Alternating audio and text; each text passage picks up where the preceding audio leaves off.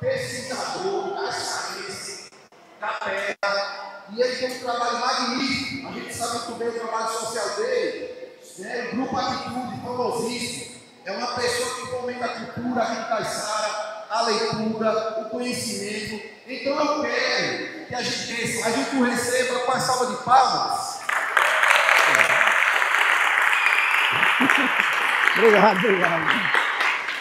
Professor, muita satisfação, a gente da área de humanos, toda a escola, todas as áreas, a gente também saúde o senhor e que o senhor agora possa dar um show aí de conhecimento de história para a gente. Boa tarde, pessoal. Primeiramente, agradecer o exagero dele aí, mas a gente realmente tem esse trabalho, né? Interesse por algumas áreas, história da cidade, cultura nordestina, história da Paraíba. E nesse meio aí está também a questão do cangaço, de alguns temas assim que a gente acha interessante. Mas quero agradecer muito aí o colégio, né? Assim, o pessoal abrir esse espaço para a gente vir aqui, achar esse tema tão interessante. Eu, às vezes, tenho até um pé atrás, né? Você parar todas as aulas para uma palestra. Então, essa palestra tem que valer a pena para que haja aprendizado. Então, até recomendo, a gente vai falar algumas coisas aqui, a gente vai dar dicas aqui, dicas de filme, dicas de livro, algumas curiosidades, que quem puder também tomar nota de alguma coisa, que provavelmente vocês não vão lembrar depois. Então, é interessante que estejam também podendo aí, né, fazer alguma anotação. Então, fui aluno dessa escola e para a gente é uma satisfação poder estar aqui trazendo esse conhecimento. Eu estou com essa camisa aqui, que é do GPEC. Então, o GPEC é o Grupo Paraibano de Estudo do Cangaço. Mas eu não sou um pesquisador do cangaço, não me acho isso. É um tema que eu li, como eu li sobre vários outros, mas acabei tendo contato com o pessoal do grupo. Acho que você lembra aqui, no São Pedro, que veio um casal de cangaceiros, se apresentou no palco do São Pedro aqui. Então, contato com aquele pessoal, que o pessoal era desse grupo, e a gente acabou participando. É um tema muito vasto, a gente quer pelo menos dar o gostinho aqui, né, que desperta o interesse de vocês saberem mais. A escola, Everton, cumprindo esse papel, já está fazendo muita coisa. Ensinar vocês a abrir os livros. Se ensinar isso, a partir daí vocês podem, por conta própria. Hoje tem internet, então, no meu tempo, né, faz muito tempo não, mas no meu tempo, a gente, para ler alguma coisa sobre um assunto, tinha que achar um livro que falasse daquilo, uma revista que falasse daquilo. Não era fácil. Hoje não, né? Vocês têm aí à vontade conteúdo, caso se interessem. Então, o cangaço, a gente vai trazer aqui os principais cangaceiros, por que aconteceu o cangaço, como começou tudo isso, episódios de cangaço em Caiçara, o cangaço na cultura, nessa parte de cinema, né, de série, o cangaço na literatura. Então, são essas características que a gente vai trazer aqui. Agora a gente espera que, vamos trazer uma musiquinha também para animar, mas a qualquer momento, levantou a mão, a gente dá um stop aqui e quer ouvir pergunta, crítica, sugestão. Vai ter também um momento de reflexão aqui, porque cangaço não é unanimidade. Muitos acham nesses cangaceiros mitos, justiceiros, heróis. Outros acham bandidos, estupradores, assassinos. Então, é um tema que divide a opinião e isso é bom, que a gente conheça a opinião dos dois lados. A gente está num tempo hoje muito complicado para falar opinião, né? Essa questão política, extremista, né? O pessoal às vezes fica muito radical, acha o outro que pensa diferente é um idiota. E não é assim. Cada um tem seus argumentos e é importante isso, que a gente conheça os argumentos do outro e tire nossa conclusão. Tá certo? É até assim que a gente avançar aqui nessa questão do cangaço. A exposição aqui, que não veio no início, se der tempo no final, eu acho interessante dar uma olhada aqui. Vocês vão ter aqui também acesso a vamos dizer assim, conteúdo exclusivo, né? Tem coisas que eu vou mostrar aqui para vocês que eu ainda não publiquei em Facebook, em lugar nenhum. Então, exclusividade para vocês aí, viu? Eu me lembro agora, a gente foi para um evento em maio, do Imagineland, aí lá foi exibido 2 cenas do Auto da Compadecida 2. Na hora, para mostrar isso, foi uma coisa assim, uma operação para todo mundo guardar os celulares, fechar num saquinho preto, porque não podia tirar nenhuma foto, não podia, que era coisa que o Brasil todo está esperando nesse filme. Então foi uma operação com mais de 3.000 pessoas no Teatro Pedra do Rei, mas porque era conteúdo exclusivo, então tinha que ter essa segurança. Vamos começar a avançar aqui, né?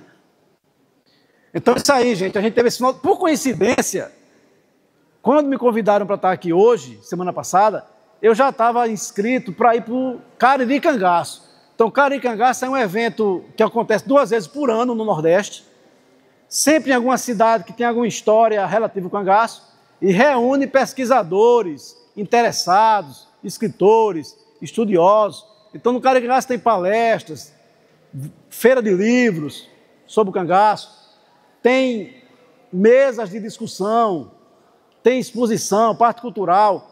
Então, esse ano, pela primeira vez, foi em João Pessoa, foi esse final de semana. Então, eu estive lá, né, e foi interessante que a gente acaba sempre aprendendo, né? Essas mesas de debates, né, muito interessante, a gente discutiu muita coisa lá. Eu fui só para assistir, né? Lá, eu vi até alguns ídolos meus, digamos assim, né? De escritores assim, famosos, que a gente ouve falar, e estava lá. Feira de livros, palestras, né? Tem aí Bismarck Martins, talvez um dos maiores pesquisadores, escritor do cangaço vivo hoje. Então, assim, foi uma honra, né, conhecer pessoalmente. Interessante, Everton, porque a primeira vez que eu fui achar uma palestra de Bismarck Martins, eu fui lá para Pocinhos falar sobre o Grupo Atitude. E no mesmo evento ia ter uma palestra de Bismarck. A minha de manhã, dele de tarde, né? Maravilha, eu vou assistir. Eu tinha livros dele, né, gostava. Quando foi no dia, já para as escolas participarem, as escolas só concordaram em liberar à tarde. Então transferi todas as palestras da manhã para a tarde. Aí a minha ficou na sala do lado de Bismarck. Eu doido para ver a dele, fiquei na mesma hora dando palestra para outra turma. Aí, agora que eu vi. Vamos lá. Palestra aí, né? Lançamento do livro aí sobre Maria Bonita. Esse livro aí, de Maria Bonita, é de uma escritora que tem família aqui em Logradouro. Inclusive é prima, né, Paulo? Prima da esposa do nosso Paulo Frazão, ela é lá de Cajazeiras. E esse livro dela é uma das fontes de pesquisa para minissérie que vai sair agora no Disney Plus sobre Maria Bonita. Um dos livros, né, esse dela aí. E a gente vai avançar depois dessa questão aí, a gente quer que você se manifeste, né? Lampião, herói ou bandido? Pode achar que é herói, pode achar que é bandido, pode achar que é um pouco das duas coisas, pode achar indeciso. Vamos fazer uma enquete aqui, né, para começar. Quem vê Lampião como herói? Levanta a mão aí. Quem vê Lampião como herói? Quem vê Lampião? Pode levantar aí. Quem vê Lampião como um herói? Um herói, um justiceiro. Quem vê Lampião como um bandido?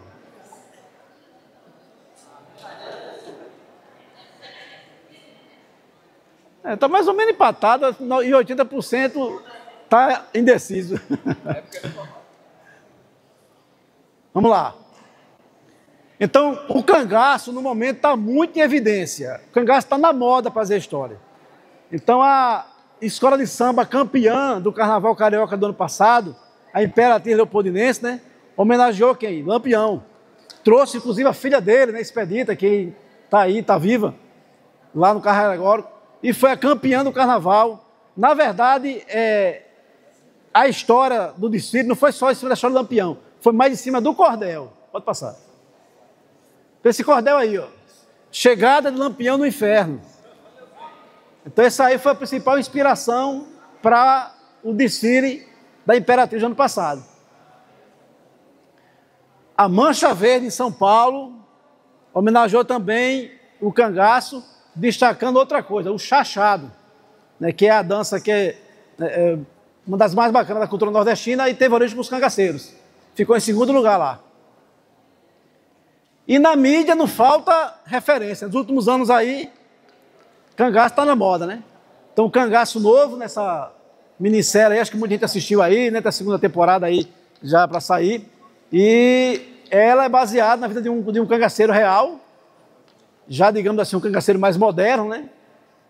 E é uma das das séries, filmes que estão saindo por aí, que a gente está chamando de Nordeste Western. Não tem um faroeste americano? Então, semelhante ao que aconteceu lá, que houveram centenas de filmes de faroeste, o cinema americano ganhou muito dinheiro, né? O faroeste há muito tempo era muito assistido. Então, algo parecido, estão vendo, que pode ser feito aqui no Brasil com o nosso cangaço. O cangaço nordestino é o nosso faroeste, digamos assim. E eles vão explorar mais isso, porque vê que tem interesse do público. Independente de achar que Lampião, né, é um bandido ou é um herói, quase todo mundo gosta de assistir e de ver coisa de cangaço. Então, o sucesso é garantido. Então, esse é Valdetário Carneiro, do Rio Grande do Norte. Então, foi baseado na história dele, a história da minissérie Cangaço Novo. Cangaceiro do Futuro, né? Na Netflix. Já é uma comédia em cima do cangaço aí. E vem aí Guerreiro do Sol. Guerreiro do Sol vai ser uma novela com 45 episódios. Na Globoplay, né? Acho que vai estar na Globo agora em 2025.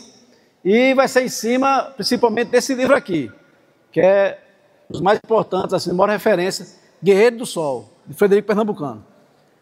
Então, isso aqui vamos dizer, a obra de maior referência para ter uma noção geral do cangaço. Isis Valverde vai fazer Maré Bonita aí. Não, essa aí, quem faz Maré Bonita é a nossa paraibana, né? A Isadora. Ela vai fazer a Maré Bonita. Essa aí sim, ó, Maria e o Cangaço. Esse aí vai ser na Disney Plus. Minissérie baseado em Maré Bonita. Né? Quem vai fazer Maré Bonita vai ser Isis Valverde aí, global. E o livro, né, de Nádia, né, da nossa quase conterrânea, é uma das fontes da minissérie. E aí a gente vai começar agora a viajar dessa história do cangaço. Como é que começou isso? Por que isso aconteceu exatamente aqui no Nordeste? Não tenho ideia disso.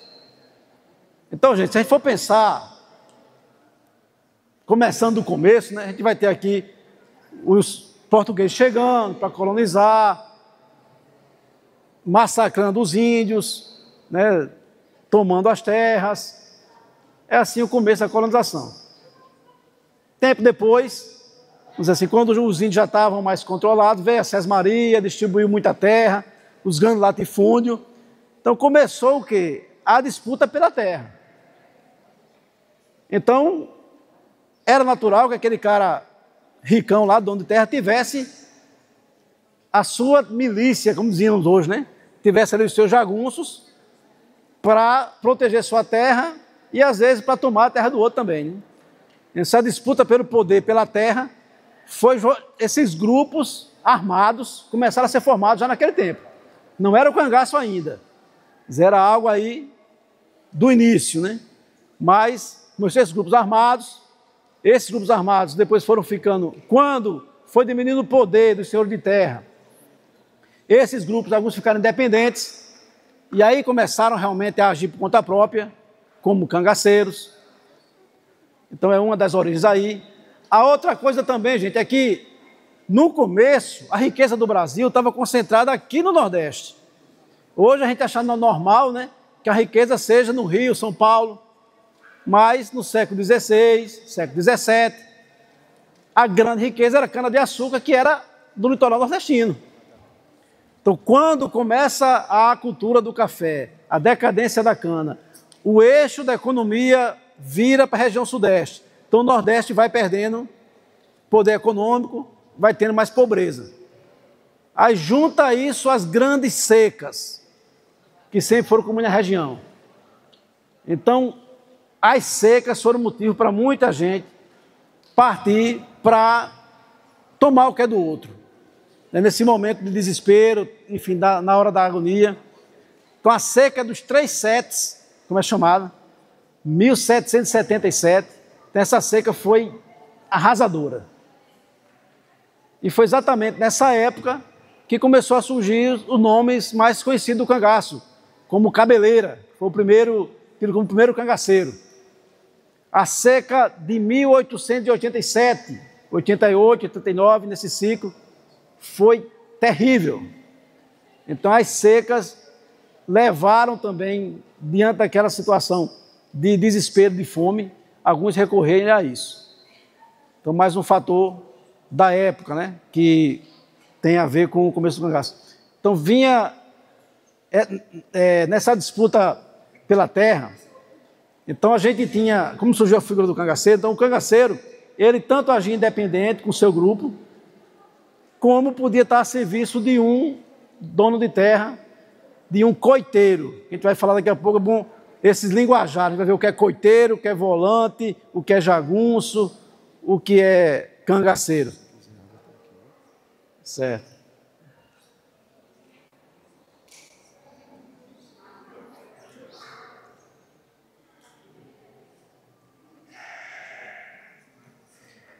Esse nome, né, o nome cangaço também, alguém imagina por que é? De onde vem esse nome cangaço? Por que deram esse nome a esse movimento, né, a esses grupos aí? Aí? Porque matando policiais. Como? Porque matou policiais. Mas por que cangaço?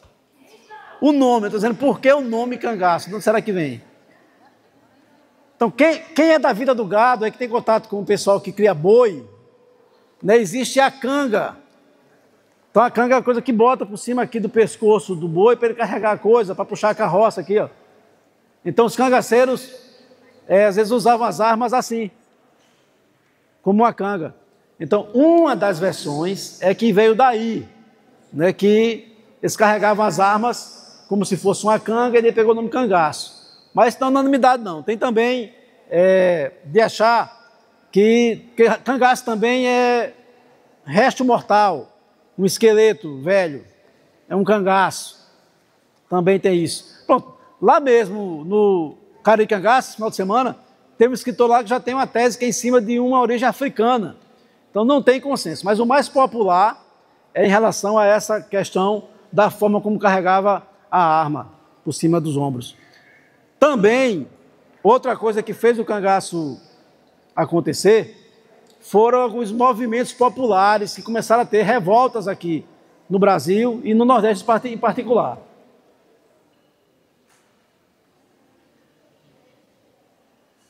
Eu falei nas secas, eu trago aí, pronto, você tem um material exclusivo, né? Esse aí é o primeiro exclusivo aí. Não dá para ir daí, eu vou ler aqui, ó. Isso é um jornal de 1878, jornal de Pernambuco, e diz aqui o seguinte, no segundo parágrafo: também na povoação de Belém, na freguesia da Serra da Raiz, na comarca de Independência, então, freguesia Serra da Raiz, Independência era Guarabira, como se chamava Guarabira. Dizem que a fome e a nudez oprimem os pobres, e que os socorros do governo chegam ali sempre tarde e em diminuta quantidade. Então dá uma notícia aqui, isso nem o pessoal de Belém, que tem o Júnior Miranda, que é um pescador lá de Belém, que tem um blog, tudo lá, eu ainda não passei para ele isso aqui não. Então isso aqui é um registro, né, da maior seca da história, trazendo a situação, a gente quando não estava trágica, para ir parar no jornal de Pernambuco, a situação de Belém, e Caiçara não deveria ser diferente nessa seca de 1887, e pegou aí 88, 89, esses dias aí, esses anos. Segue. Guerra de Canudos. Isso é um filmaço que não assistiu ainda, fica a dica aí. Para mim, um dos melhores, em termos de filme épico, é o melhor filme brasileiro, de ter aquelas grandes batalhas, um filme grandioso, digamos assim. Então fizeram aí uma grande produção, Guerra de Canudos, né, que tinha nessa época também o chamado messianismo.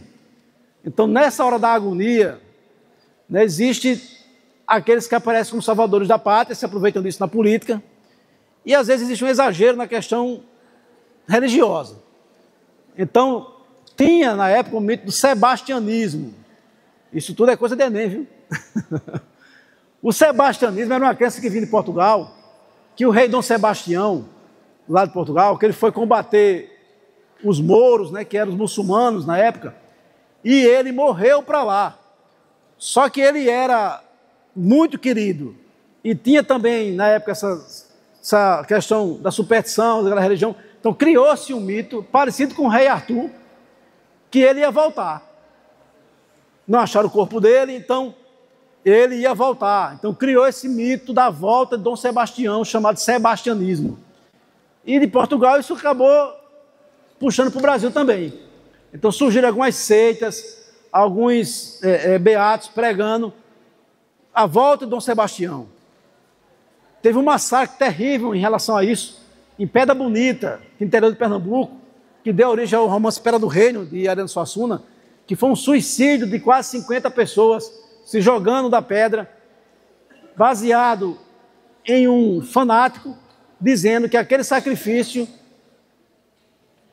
molhar aquela pedra de sangue, ia trazer de volta Dom Sebastião. O reino de Dom Sebastião estava dentro daquela pedra. Você não vê aqui que tem a história que na Pedra Pão de Açúcar tem um reino? A gente não ouve essa lenda?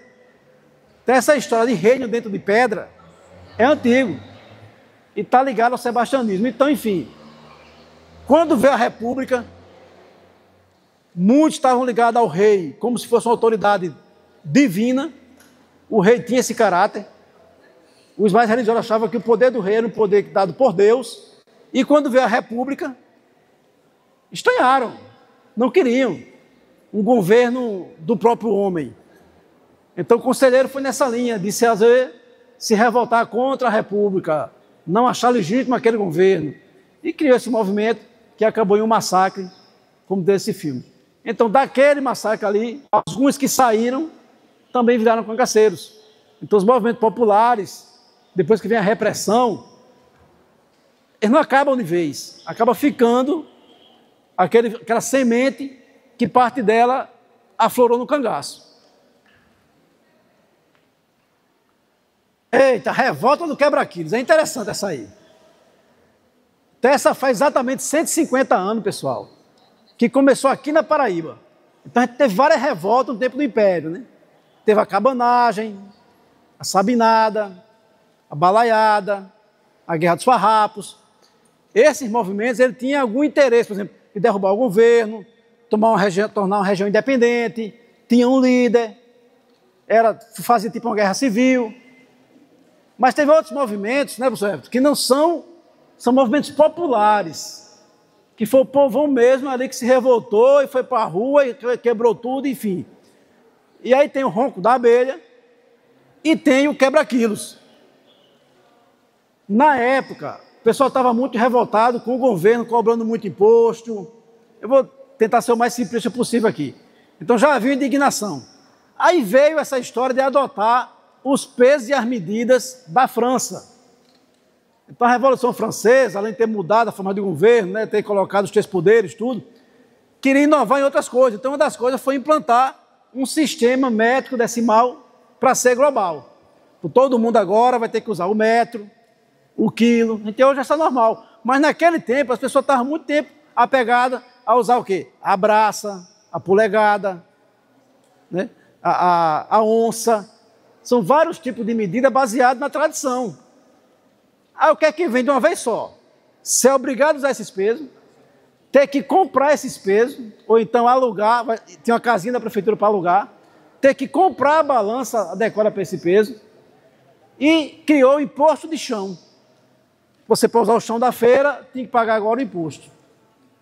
Então, para o cara que já não vinha numa situação boa, né, que o Nordeste já não estava bombando, como na época no Nordeste, então aquilo foi a gota d'água. Então algumas revoltas foram assim, mas essa foi a única que começou na Paraíba. Começou em Fagundes, ali em Campina Grande, em 31 de outubro de 1874. Fez 150 anos agora. Então, num dia de feira, o pessoal se revoltou lá, quebrou os pesos, jogou lá no açude, expulsou os policiais, os fiscais, invadiram as casas lá de cartório, queimaram documento, e isso pipocou. Pipocou em vários estados, principalmente Pernambuco, Rio Grande do Norte, Ceará, aqui na região. E era geralmente assim. Chegava aquele grupo na feira e vinha exatamente para jogar fora os pesos, ninguém paga mais imposto aqui, queima os papéis, e isso criou um problemão para o governo. E vocês sabem que aqui em Caiçara tem uma rua chamada Quebra-Quilo, né? Um apelido, né? Um apelido, né? pessoal que mora no quebra-quilo aqui deve saber porque a rua tem esse nome, né? Vamos chegar lá agora. Só que nessa época aí, não existia essa rua. Caiçara, né, há 100 anos, tinha 4 ruas só. A Rua do Comércio, que hoje é a Rua João Pessoa, a Rua da Areia, seguindo, né? O Fala Baixinho e a Rua Nova, que era o começo do quebra-quilo. Né? Só até ali, onde era a lanchoteca, mais ou menos, digamos assim. Não tinha nada subindo ali. Então, quando, no livro de Caiçara, que tem, cita isso, né? Que teve relação, mas não tinha, assim, na época não tinha nada ali. Como é que tinha relação? Mas aí a gente soube depois, entrevistando pessoas idosas, que uma das primeiras pessoas a fazer casa ali foi uma senhora que pegou o apelido de quebra-quilo. Porque ela era desse tempo. Ela já idosa, era zoada pelo menino, chamando ela de quebra-quilo. E aí pegou a rua de quebra-quilo, a rua onde ela mora. Então quem fez a ponte entre o movimento e o nome da rua foi essa senhora, que ela era desse tempo e ela era indignada, ainda reclamava dos pesos. Mas aí, agora em outubro, pode adiantar a fita aí, a gente achou um episódio, essa aqui é matéria exclusiva, né, ainda não publiquei em canto nenhum, um episódio do quebra-quilos em Caiçara. Então aconteceu aqui um movimento. Não tinha casa lá, mas teve episódio aqui. Olha só o que tem aqui. Isso foi em 14 de dezembro de 1874, há 150 anos aqui em Caiçara. De Caiçara escreve-nos uma pessoa insuspeita. O que ela diz? Tivemos a nossa visita, a 29, pelos quebra-quilos. Fazia chorar de vergonha ver meia dúzia de maltrapilhos, aos quais ajuntou-se boa porção de cachaceiros, ditarem em ordem uma povoação inteira, sem haver a menor resistência, e a garantir que Antônio Fernandes, conservador e parente do subdelegado, que contasse com eles para não pagar o que deve ao tesouro, pela arrecadação de impostos. Quebraram pesos e medidas, ordenaram que não se cobrasse nenhum imposto, e que dessas medidas velhas se usasse, e assim se cumpriu. E finalmente foram à capela dar graças a Deus pela boa ordem. Esse é um fato em Caiçara, a gente encontrou agora em outubro.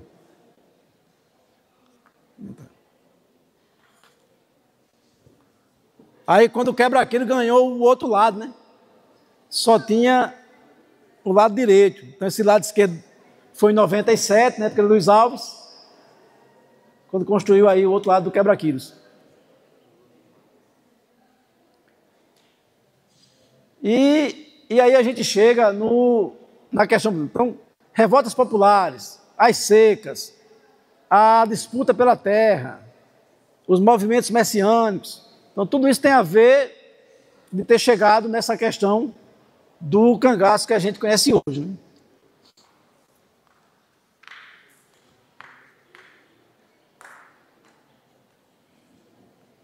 Dúvidas, sugestões,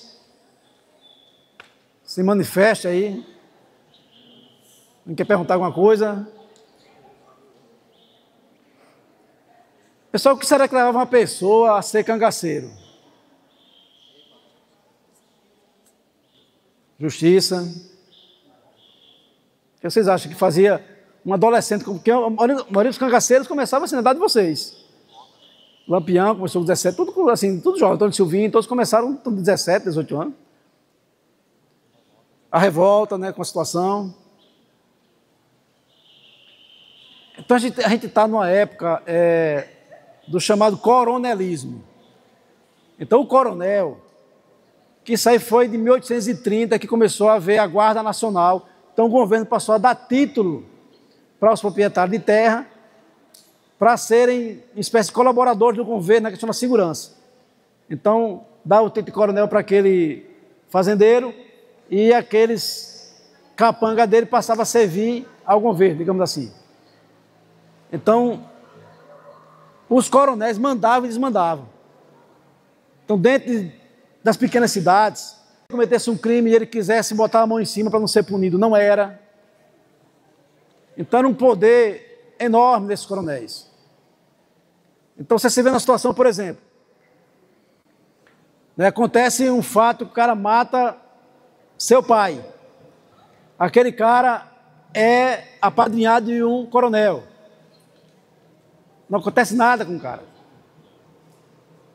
Na sua revolta, você vai e você mata o cara. Você agora sim vai sofrer a reação. Você, para não ser pego, se junta a um grupo que lhe dê proteção. Você vai para um bando de cangaceiros. Você está sem ter emprego, sem ter perspectiva nenhuma de vida, morrendo de fome, passa aquele bando de cangaceiros ali, aqueles caras que, de uma certa forma, vão fazer tudo para entre eles não faltar nada, embora saqueiem, né, cidades, vilas, você se junta a essa turma.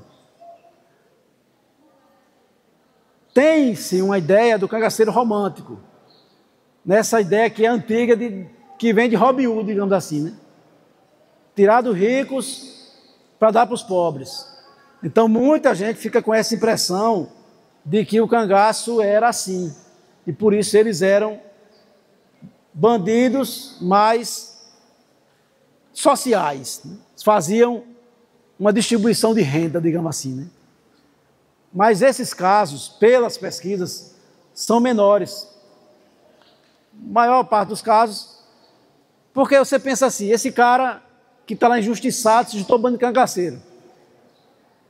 O que é que aquele cidadão que está com sua família na sua casa, vivendo lá da sua lavoura,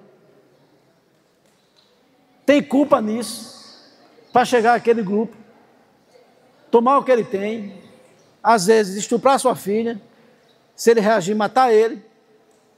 Então, sabe que esse cara, por ser injustiçado lá no começo da história dele, tem direito a fazer isso com os outros? Se pensar, né? Então, não existe um cangaço só, não vai haver unanimidade. A gente vai ter casos que realmente aconteceu isso, né, de tirar do rico e dar para os pobres, e vai ter muitos casos que foi realmente perversão, maldade, tirar proveito, explorar o outro, vai ter de tudo.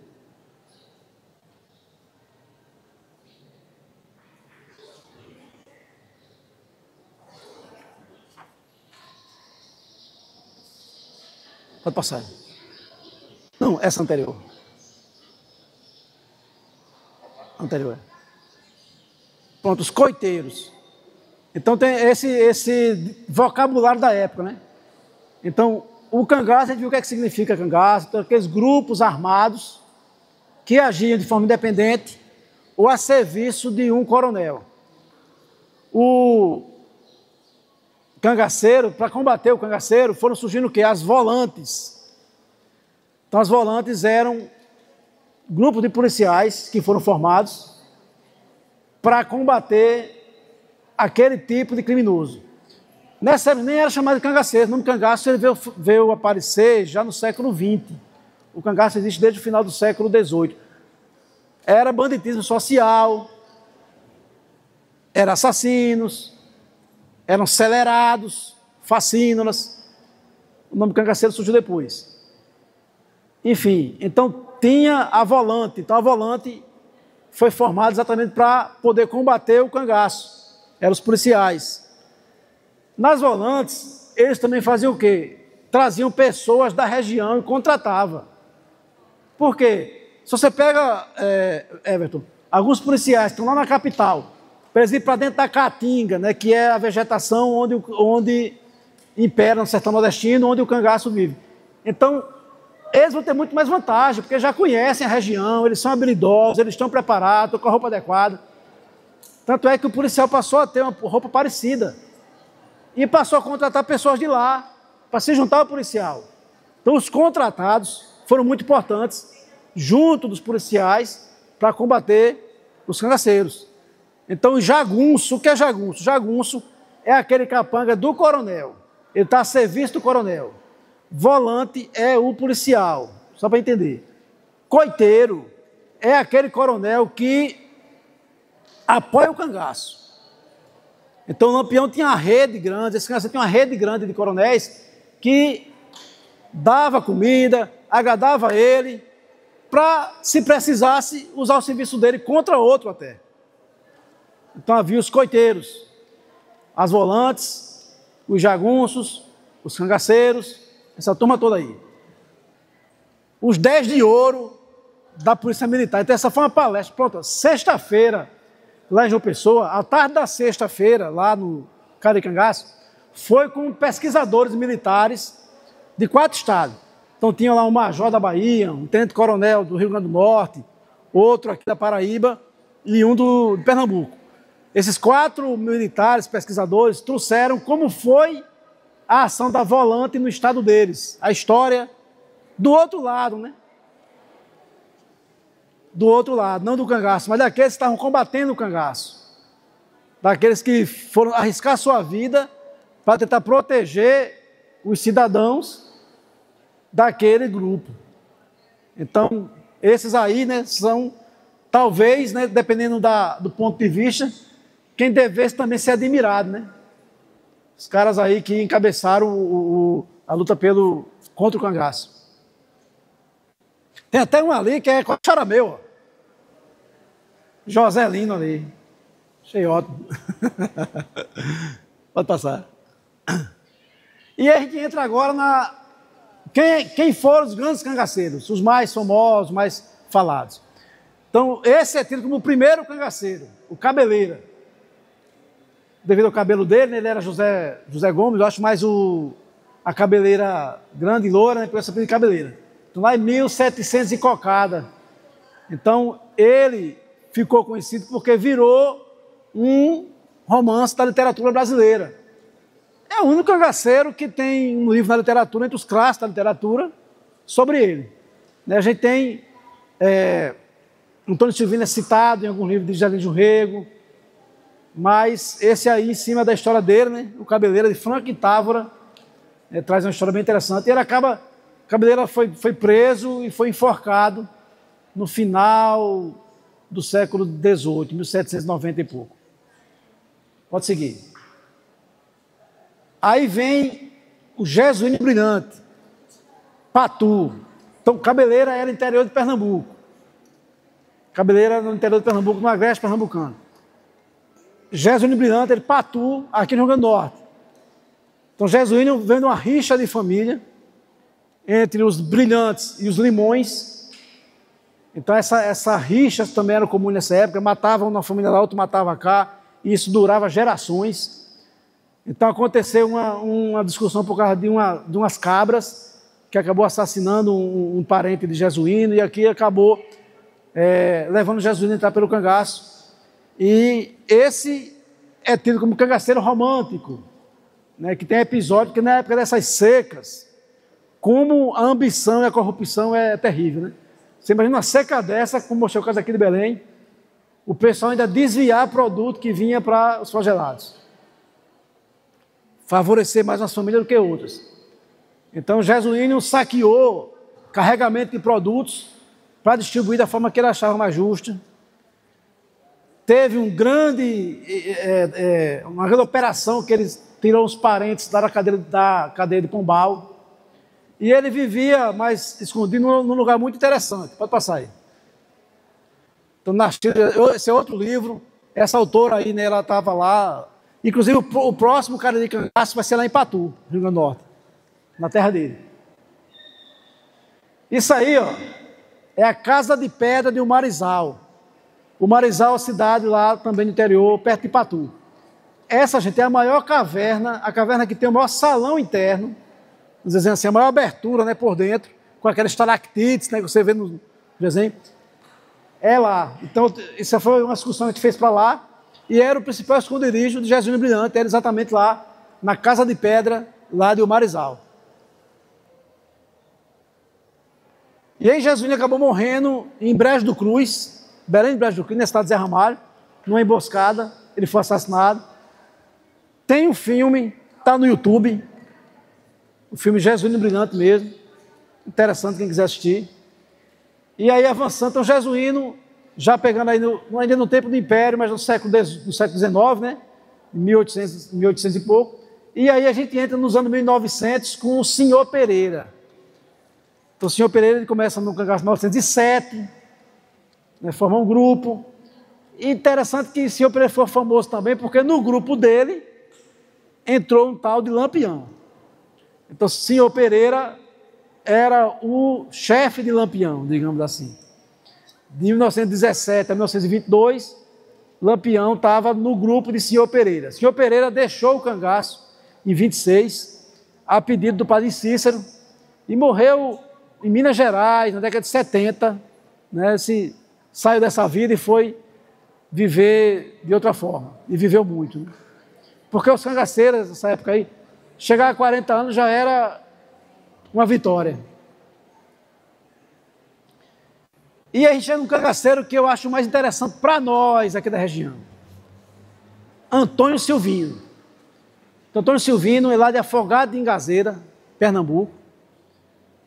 Ele começou no cangaço aí também já no final, né, de 1894, por ali. E ele é que tem atuação maior nessa região do Agreste, paraibano também.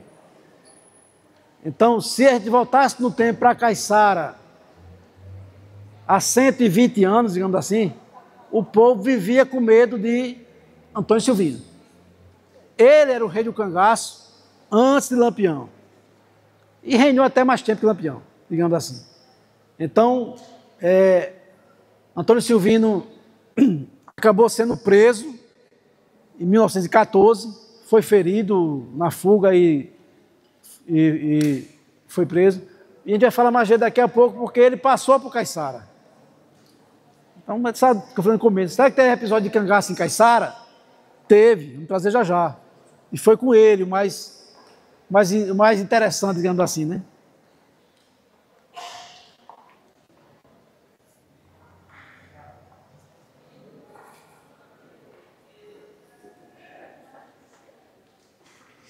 Sim.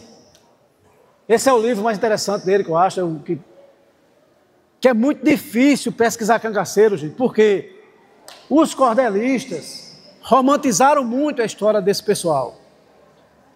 Então, o pesquisador fosse basear em cordel, ele vai viajar aí. Enfim, esse é o livro que foi mais fundo em jornais, inquéritos de delegacia, arquivos de fórum, e traçou realmente uma linha do tempo, uma história muito interessante, mais completa, de Antônio Silvino. Está aqui o livro, tá? Todos esses livros estão aqui. Esse é o clássico, que foi como ele foi conhecido. Antônio Silvino, Rifle de Ouro. Então esse é o livro mais clássico dele. Foi o primeiro, né, o que foi mais famoso, mais raro de se encontrar. Cordel, vou passar. Esse lançou agora, eu comprei nesse final de semana. Na verdade, não estava nem até de comprar, porque como eu já tinha o outro, eu não tenho tanto interesse de estar lendo biografia de cangaceiro. A gente tem um acervo aqui, parte dele, porque era da biblioteca. Então, como é o interesse das pessoas, então a gente tem que ter para oferecer, né? Eu acho mais interessante saber do cangaço de forma geral. Mas aí, nesse livro, foi muito bom que Fabiana Agra, ela falou muito da época, a gente aprende muita história do que aconteceu antes e da época também. Essa é a Fabiana Agra, né, a escritora desse livro aí, ela é lá do Picuí. Vai estar lançando amanhã, na Free Paraíba, está acontecendo a partir de hoje. Primeira feira literária Paraíba, né, junto com Portugal e Moçambique. Cordel aí, Leandro Gomes, Antônio Silvino. Isso é o túmulo de Antônio Silvino lá em Campina Grande. Então, Antônio Silvino ficou preso de 1914 até 1937, em Recife. Em 1937, Getúlio Vargas, com o Estado Novo, né? Aí deu o indulto e ele foi solto. Só que ele ficou pobre. Muitos covardearam ele. Muita gente que ele deixou dinheiro para conseguir da prisão pegar, como ele não tinha mais aquele poder. Enfim, ele foi morar de favor na casa de uma prima, lá em Campina Grande. E acabou morrendo lá, em 1944, doença, né? Idade também. E aí o túmulo dele lá no cemitério de Campina Grande. Isso foi um evento que teve lá, só sobre ele que a gente participou.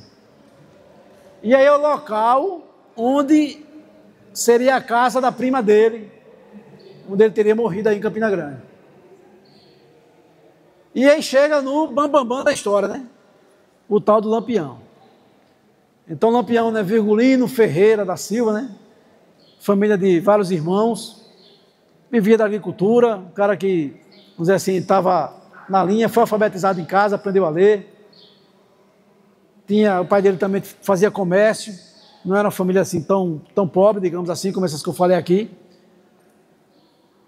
Mas aí começou uma questão com o vizinho lá, né, de propriedade, o Saturnino. Então essa rixa do Saturnino com os Ferreira vai levando a episódio de violência, que acaba deflagrando no assassinato do pai de Lampião, de Virgulino. E aí, tanto ele como outros irmãos, depois de serem injustiçados também, digamos assim, partem para andar armado, ter fama de perigoso, juntar-se a um bando e foram para o bando de Senhor Pereira, que eu falei antes. Em 17, Lampião entrou no bando de Senhor Pereira, e em 22, Senhor Pereira, quando vai se afastar, escolhe aquele cangaceiro ali como um substituto dele. E aí surge o Lampião, líder de grupo, a partir de 22. Esse nome Lampião, de onde vem isso, né? Alguém tem ideia? Ouviu falar? Sabe o que é um lampião, né? Negócio que acende a luz, né? O que será que tem a ver o negócio que acende a luz com um cangaceiro famoso aí? Isso vem de uma história que durante uns tiroteios lá à noite, ele atirava tanto que o rifle dele chegava a servir de lampião para os outros, não parava. Então veio daí esse apelido de Lampião. Esse foi o primeiro livro, pode voltar aí. Esse foi o primeiro livro escrito sobre ele, é uma relíquia. Dizem até que foi o único livro que ele ainda viu, né? Ele vivo, ele viu esse livro ainda, sobre ele, de Érico de Almeida. Esse também ainda já foi perto, quando ele estava perto de morrer, digamos assim. Esse é um livro interessante, porque existem dezenas de livros sobre Lampião, dezenas. Esse aí é o que traz o que ele disse. Então pegaram coisas que eu ouvi dizer, tem uma entrevista dele, foi a única que realmente deu uma entrevista completa em 36. Então isso é Lampião por ele mesmo. O que ele disse? Lampião na Paraíba. Esse traz um resgate das as passagens dele na Paraíba. Lampião passou por aqui por perto? Não.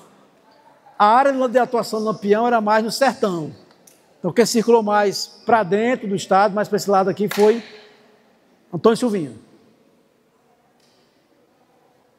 Esse aí é interessante porque é o livro escrito pela neta dele. A Expedita que desfilou lá com a escola de samba, né? A filha dela, Vera, junto com outro pesquisador. Diz que outro pesquisador escreveu muito mais do que ela, enfim, mas é o que está o nome dela junto na autoria. E aí é que vai. Dependendo do livro que você lê, você vai ter um Lampião diferente. Dependendo da linha do pesquisador, assim, acaba de certa forma influenciando. É claro que um livro desse não vai mostrar o Lampião sanguinário, não vai mostrar o Lampião mais violento, enfim. Vai ter um viés, né? A neta que está escrevendo, né?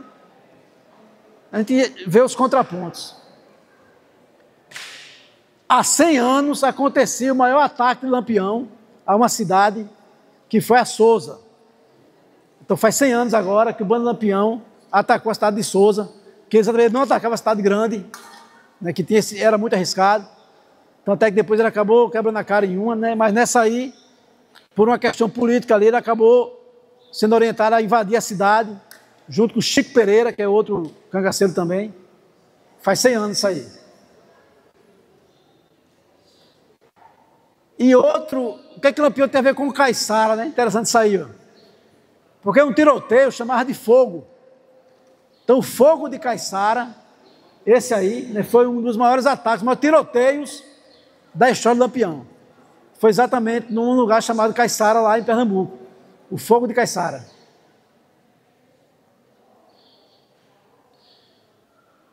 Esse é interessante também. Esse é o que eu quero ler, o que eu pretendo ler, mais completo.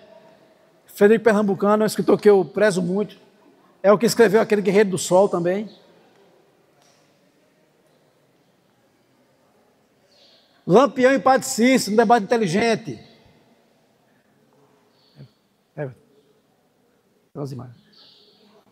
Padre Cícero é outra figura interessantíssima para vocês procurarem saber mais. Porque ele também é fruto de uma época, difícil não ser. Então, Padre Cícero também tinha um envolvimento político, chegou a ser prefeito de Juazeiro, enfim, com o Fórum Bartolomeu, e tem uma minissérie interessante que é Sedição de Juazeiro. Sedição de Juazeiro, você vai ver exatamente o conflito que houve, tendo Padre Cícero no centro, nessa época ali, em Juazeiro e no Crato. E aí Lampião, Padre Cícero mandou chamar Lampião, isso aconteceu em 1926, para Lampião combater a Coluna Prestes. Então, Coluna Prestes, coisa interessantíssima também, faz 100 anos também, foi a maior guerrilha que houve, no Brasil não, do jeito dela, no mundo não teve igual. Percorreu mais de 20 mil quilômetros no interior do Brasil. Os militares que revoltados lá em São Paulo se separaram e criaram uma guerrilha. E aí os governos tentaram parar eles, então quiseram que Lampião, armar Lampião, para Lampião enfrentar a Coluna Prestes. Dar a ele o título de capitão da Guarda Nacional e dar armas a ele. Então, Padre Cícero foi encarregado de fazer esse acerto. Convencer Lampião a... Lampião aceitou. Recebeu as armas, recebeu o título de capitão, mas não enfrentou a Coluna não. Ficou com as armas, depois viu que o título que deram a ele também era falso, mas a partir daí ele ficou assassinando sempre Capitão Virgulino Ferreira Lampião. Foi a partir daí. Padre Cícero também quis convencer ele a deixar o cangaço, nessa época. E aí vem também, no começo de 30, o encontro com a Maria Bonita. Porque até agora ninguém falou de mulher aqui, né? Não falei nenhuma mulher, parece que mulher não existia até agora aqui, né?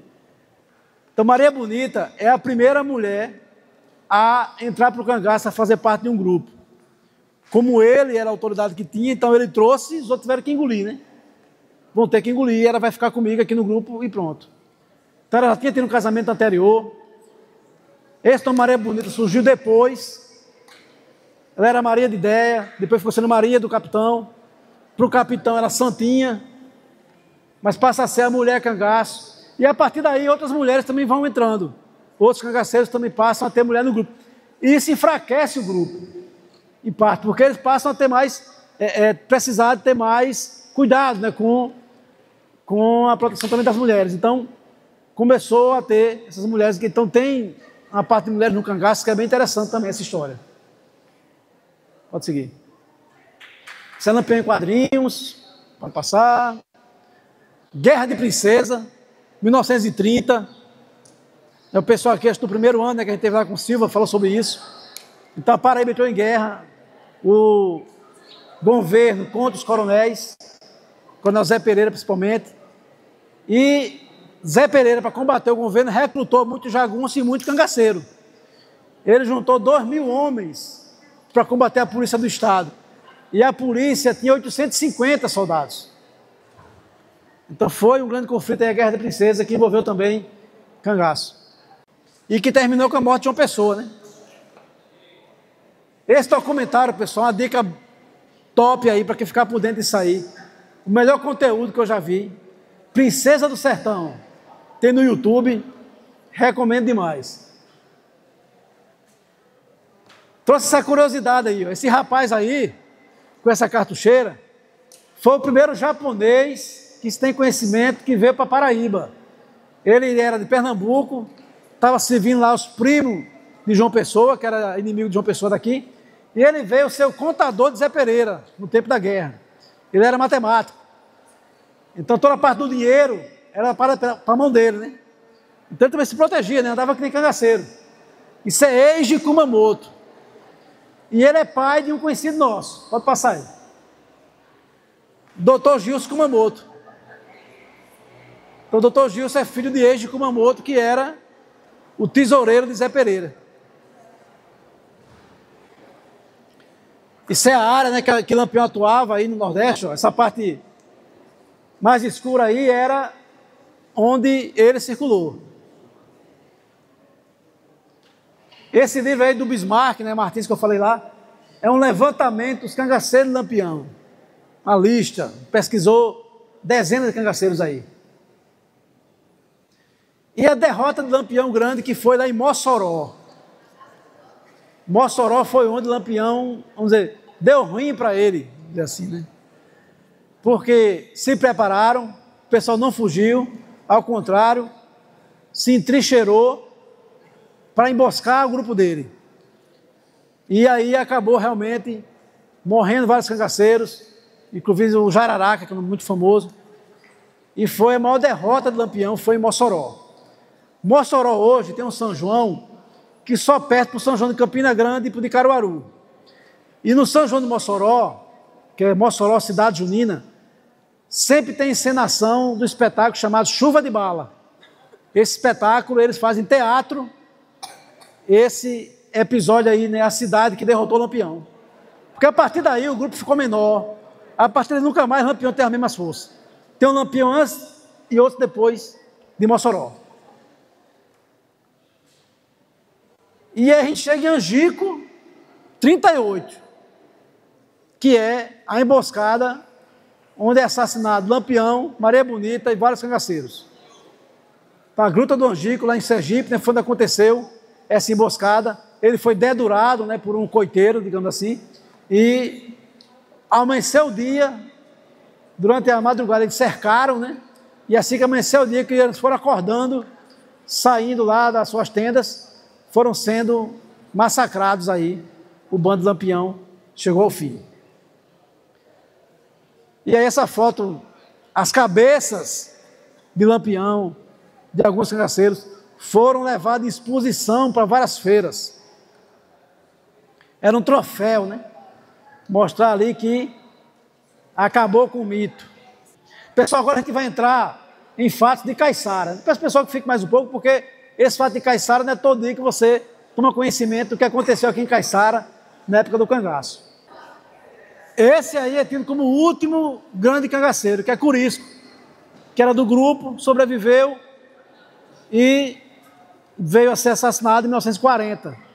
Então se tem 1940 como o ano do fim do cangaço, com a morte de Curisco.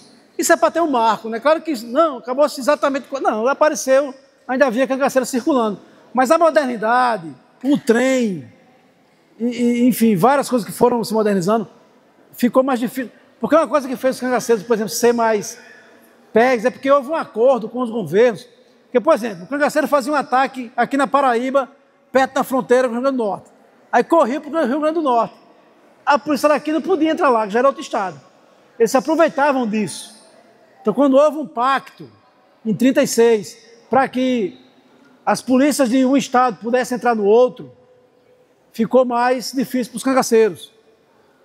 E também veio o caminhão, veio outras formas, veio a metralhadora, veio outras formas de armas e de transporte, que eles foram ficando em desvantagem. Então, por isso que é o último grande cangaceiro aí. Esse filme aí, ó, Curisco e Dadá, também interessante. A gente tem contato com Indaiá. Indaiá é a neta de Curisco e Dadá. Ela tem contato com o nosso grupo. Aí vem algumas relações com Caiçara. Vamos lá. Primeira, a gente fala de Jesus Brilhante aqui, Jesus Brilhante lá dos antigos. Jesus do Rio Grande do Norte. Esse sobrenome Brilhante, a gente não tem, isso era uma família grande, se espalhou. pela região, do Rio Grande do Norte, provavelmente para Paraíba também. Então, é uma coincidência, a gente não tem nenhuma evidência, nada a ver, mas tem uma família brilhante, seu Pedro Frazão. Seu Pedro Frazão conhece, né, seu Pedro? Está ouvindo, não? Os brilhantes, né, aqui em Caiçara tem, né? Inclusive o meu avô era um, da família brilhante, né? Cristino. Então, a gente não tem noção se tem alguma ligação ainda com os brilhantes de lá, mas existe. Então, minha irmã, Elizabeth, né, que é secretária da Educação, né, então vem nessa mesma família que era antigamente conhecida como os brilhantes. Vamos lá? Já é brilhante, pode passar. Acelera. Antônio Silvino em Caiçara. Foi um episódio que eu falei que a gente, em 1912, agora a gente só veio saber disso porque pessoas idosas ouviram falar que Antônio Silvino passou em Caiçara, mas ninguém sabia o que foi que houve. Se atacou, como foi, quando foi. Aí apareceu um poema e um livro. Olha só que coisa.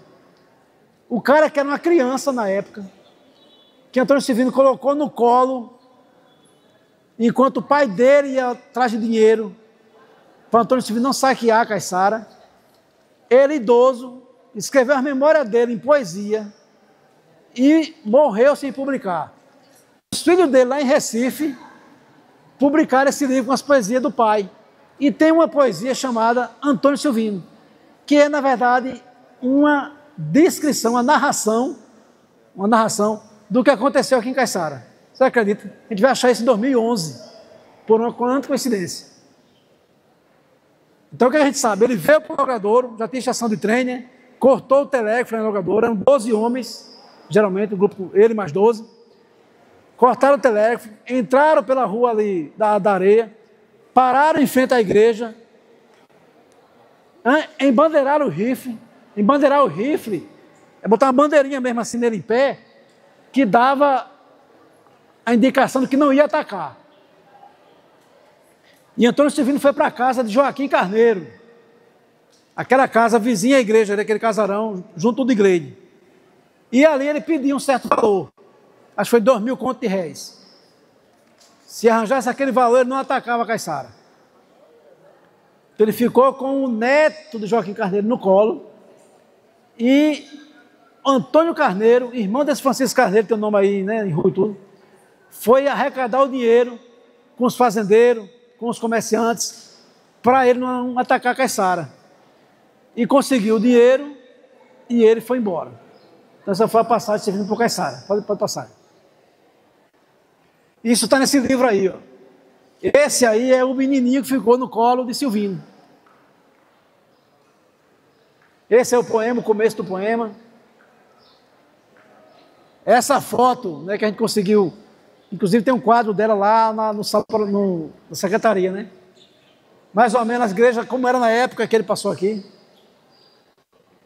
Isso é a família dele, né? Ele aí pequenininho, o pai, Antônio Carneiro, o menino que escreveu o livro, né? Isso aí foi um evento, 2017, que a gente convidou esse pessoal de Recife, os filhos do velhinho que escreveu, vieram para Caiçara, nunca tinha vindo em Caiçara. Isso foi um evento em homenagem falando desse episódio, né? Pode passar. Grupo de Chachado. Eles aí, lá na feira. E aí na casa que aconteceu o episódio. Eles ficaram emocionados, porque eles nunca tinham vindo nessa casa, né? A casa da família dele antiga. E isso foi em 17. E a festa da pedra tem o que a ver com isso? A gente pesquisando, né, chegou a uma história de que o vaqueiro que fez a promessa, que botou aquele cruzeiro e começou toda essa história, ele era primo de Antônio Silvino, Manuel Sertanejo. Provavelmente, depois que Silvino foi preso em 14, que o grupo se desgarrou, ele resolveu ficar por aqui e morar escondido lá no pé da pedra, que era um sítio grande na época, tinha muitos moradores. Essa daí foi casada com o filho dele. Isso aí, a manchete ali, ó, é Cangaceiros em Caiçara. Isso é um jornal de 1918 que fala de um cangaceiro chamado Amaro Caicó, que era do bando de Silvino, rondando Logradouro. Dizendo que estava rondando Logradouro, o pessoal tudo com medo lá, do bando de Amaro Caicó, que tinha se desgarrado do bando de Silvino. Aí fica ali, cangaceiros em Caiçara, né? Como o Logradouro pertencia a Caiçara, a manchete é cangaceiros em Caiçara ali, porque ficou pequenininho ali. 1918. Aí também fala da mesma coisa.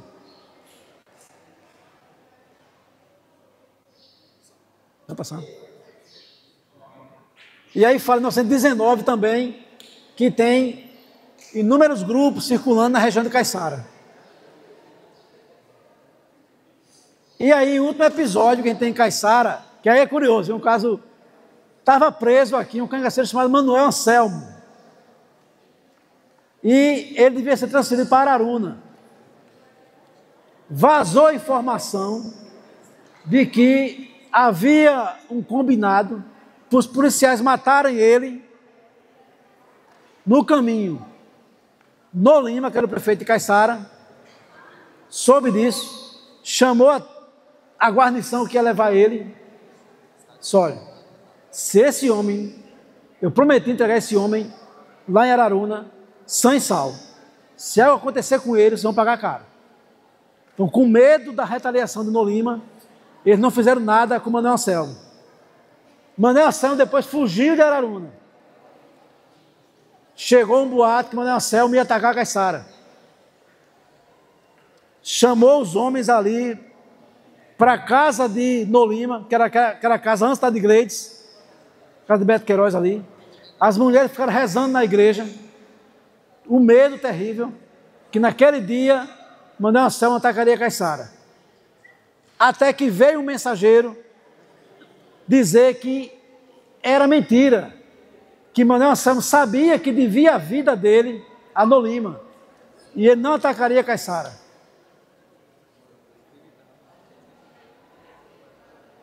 Esse é o filho de Nolima que escreveu essa história aí, nesse livro.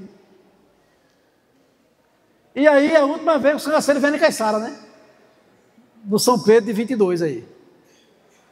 Os cangaceiros culturais aí. Lá na biblioteca. Lá no palco do São Pedro. E aí, gente, a criação do mito, né? Como é que, olha, quem vivia nos anos 40, nos anos 30, não tinha essa imagem de Lampião como herói. Não tinha os cangaceiros como justiceiros. Tinha realmente como bandido, como assassino, sanguinário e tal. O cordel, então tem alguns cordéis curiosos aí, né? Lampião contra Allen, pode passar.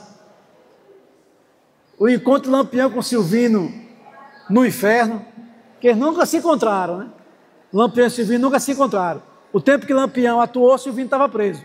Silvino via jornais na cadeia falando de Lampião. As profecias de Lampião. São cordéis. Cordéis aí. Eita, essa aí é interessante. O cangaceiro Labareda numa passeata gay.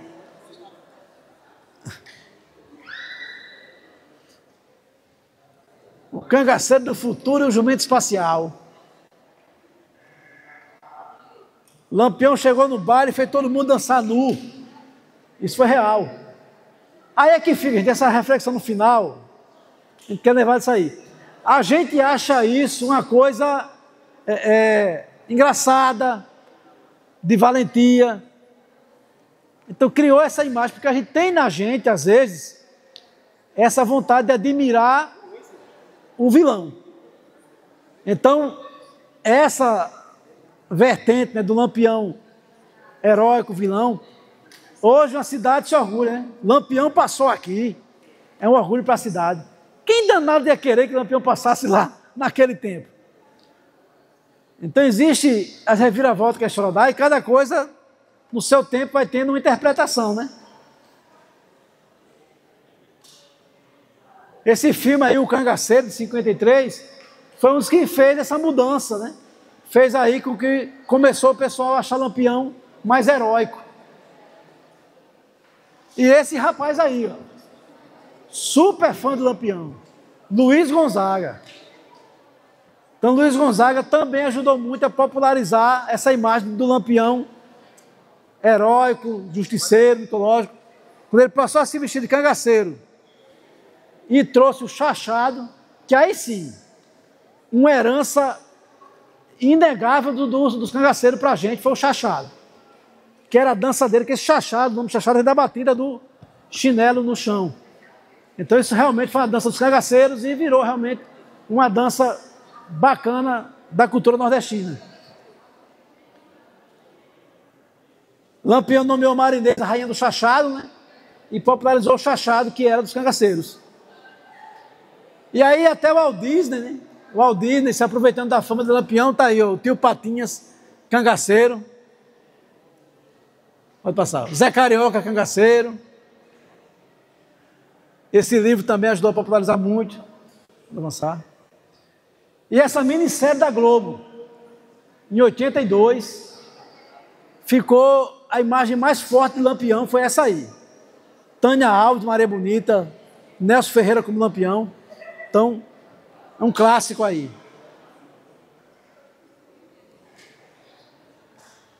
Mandacaru também, quem assistiu aí na Manchete, quem tem aí seus 40, 30 anos, né? Também a novela que popularizou muito os cangaceiros. E vem essa história, né? O cangaceiro, herói é o vilão, Robin Hood, né? Pra gente. Os fora da lei que vira lenda. Pode passar. Pode passar. E aí tá ele, né? O bandido mais amado do Brasil. Não é isso? Então a gente fica essa reflexão, né? Hoje, por exemplo, nos Estados Unidos, os livros que mais vendem, alguns livros que mais vendem, são histórias de serial killer. O povo quer ver a história do cara matando gente. O povo quer ver os chefes do tráfico passando o pé na polícia. O povo tem essa tendência, às vezes, de admirar aquele que vai contra o sistema, que está indo contra tudo. E isso é complicado, para a gente poder separar, né? O lado bom do lado ruim. História infantil aí, ó. Lampião Júnior e Maria Bonitinha. E esse livro, o último lançado sobre Lampião, muito polêmico. Eva deve conhecer Pavinato. Então, Pavinato é da Jovem Pan News, né? Era, né? É um apresentador, comentarista, muito ligado, né, à direita brasileira, digamos assim. Ele trouxe Lampião para esse debate político, né? Como que Lampião também tivesse sido fruto da esquerda, né? Que passou para a gente essa imagem do Lampião heróico. E João Pessoa, a cidade hoje mais procurada do Brasil, nesse momento, esse jornal dessa semana. Qual dos cartões postais de João Pessoa? Abra aí. Você chega em João Pessoa, do Tambaú, a praia mais famosa do estado, e você é recebido por Lampião e Maria Bonita. De arma, faca na mão, tudo. Então, virou cultura, virou mito. E a gente fica, às vezes, nesse dilema, né? Se critica, se admira, cada um vai fazer o seu julgamento aí.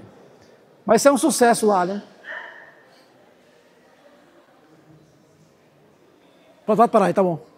Se é uma criança, eu peguei essa foto sábado, por acaso, passando lá, a criança fazendo o revólver lá junto às estátuas. Então, fica essa é a mensagem que a gente quer que passe, né? Professor Everton, professor Silva, acréscimo, comentários, sugestões. Só agradecimento. Pessoal, fica à vontade aí, né? Quem quiser ainda olhar aqui o acervo, quiser fazer alguma pergunta, se manifeste. Fale agora ou fale depois. Vocês perguntam a Everton aí, se eu não tiver. Não vai saber não. Então, obrigado, valeu.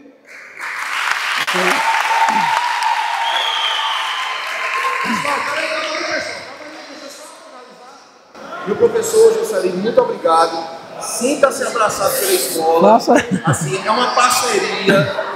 Agradeço a todos os participantes. Muito obrigado. Fiquem com Deus. Valeu aí.